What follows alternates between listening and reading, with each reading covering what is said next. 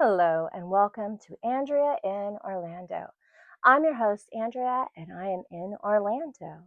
Welcome to Today in History, December 11th. Thank you so much for joining me. A couple things happened. We just celebrated Thanksgiving, and the whole Mayflower, right? The Pilgrims landing in North America at Plymouth Rock, that actually took place on December 11th, is when they first made landfall and set foot in North America on Plymouth Rock. So that was in December 11th. Skipping ahead a little bit, I want to talk about Joe DiMaggio and Marilyn Monroe. Love them both, but I'm a huge Marilyn fan. She's absolutely gorgeous, stunning.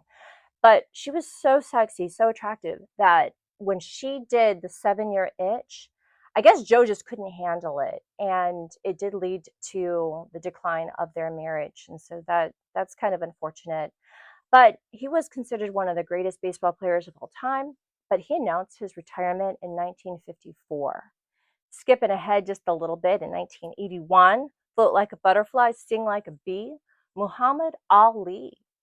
His final fight took place in Nassau, Bahamas, one of the greatest boxers of all time. He retired, and his last fight was in 1981.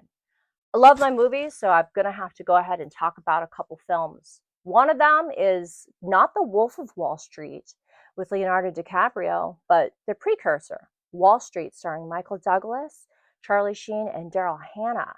That really gave insight into the capitalist underbelly of New York, the whole zeitgeist of the 80s and what was happening. I mean, we had the Reagan administration was in charge, Wall Street, money was king, everything.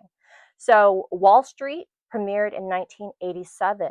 Check the film out if you haven't seen it. Again, Michael Douglas, Charlie Sheen, and Daryl Hannah.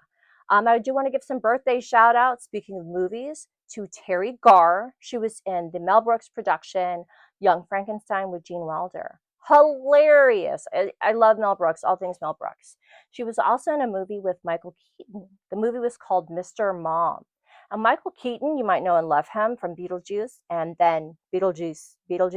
I won't say it a third time, you can't make me, because he might show up and then I don't know what I would do, okay, because I'm not Lydia.